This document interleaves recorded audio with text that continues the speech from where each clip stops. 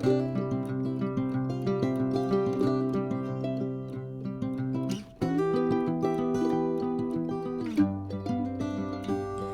me in our Education station, where we can learn more about how zoo educators use STEAM in their careers. Hi, my name is Angelina Kump, and I am the lead for teacher professional development here at Utah's Hogle Zoo.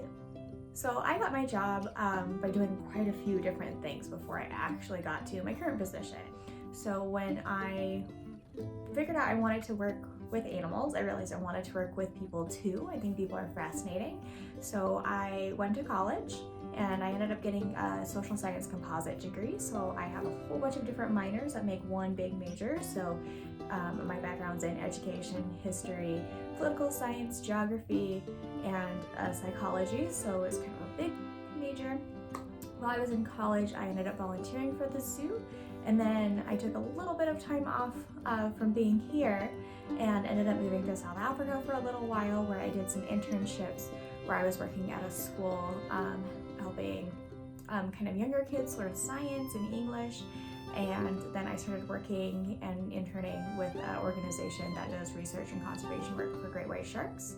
And then I came back, finished up my degree, and started working seasonally, and then eventually got a full-time job here as an outreach educator and have worked my way up into a lead position.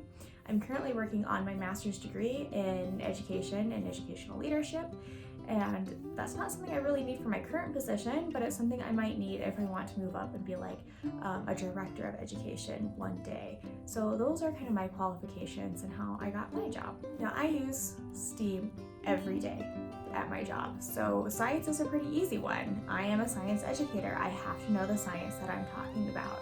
So even though my degree doesn't have science in it, it is something I have to know about and I have to keep up to date about. So sometimes that does require me having to do a little bit of extra research on my end, but it's something I enjoy and do quite a bit. Now, I also use technology.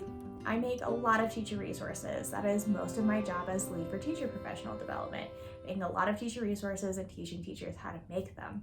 So I have to be able to make it so it's available for them online, which is the easiest way for them to access things that we've made. And I also have to make sure that it's things that are easy for them to use. So it takes a lot of knowing technology and knowing how to do it the easiest way in order to make those kind of things for them. I do some engineering, so when I'm making these resources, sometimes it's just like me writing things down in a Word document, but sometimes I actually have to figure out how to make the thing I would like the teacher or the students to be able to make so I can show them how to do that. So there is a little bit of engineering. I do a lot of art. So art, we often do crafts and things like that with our lessons. It's kind of a fun way to connect people with conservation and animals and nature, but also a way for people to share that love that they have. So we do quite a bit of art. So I'm always making new art projects and things like that because we don't want to do just the same one over and over again. We also do a lot of math.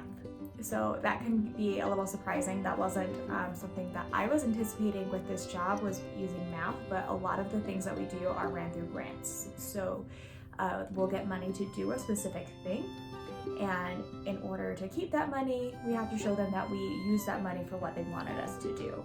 So I need to be really good at reporting and recording different numbers, so how many people attended a program, what they said about it, and do a lot of like statistical analysis and things like that. So I do use all parts of STEAM in my job pretty much every day. Now, my favorite part of my job is the interaction with people. So working with teachers, sometimes science isn't their favorite thing. Not all teachers are science teachers that I work with. Some of them are elementary teachers and they like to teach other subjects a little bit better.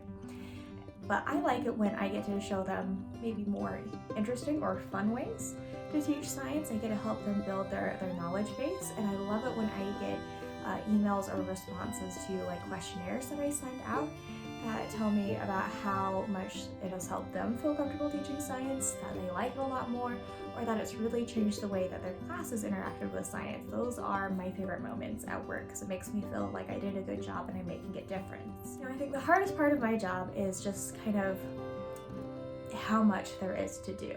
Sometimes people don't know that zoos are educational, but we have education going on all the time on grounds, behind the scenes, and off grounds. I am teaching classes almost every day. Now I'm also doing things like helping with our interns and our volunteers, and I'm doing things like making teacher resources. I'm also helping things with different projects and different events going on grounds, so like our giraffe and rhino feeds, any events that we have going on. Sometimes I'm helping doing like training demonstrations with our seals and sea lions. There's so much that's going on with the education department every day that can be a little overwhelming. So one of the skills I've really had to develop in this job is time management, to kind of help make it so I can do all those things and not feel so stressed out about it. The advice I'd give to somebody who wants to do what I do is just find your passion and stick to it. So when I was in college, I was told that, oh, that's not a job, and oh, that's not something you can do, and that can be really heartbreaking to hear. But I have learned from some of the mentors that I have that no matter what your talents are, whether that's interacting with people, whether that is somewhere in science or art or technology, whatever your talent is, you can use that to inspire people and inspire people to connect with our natural world. And you can also use those talents to help educate and teach people how to do those things too. So stick to your talents, and if you're passionate, just keep going for it.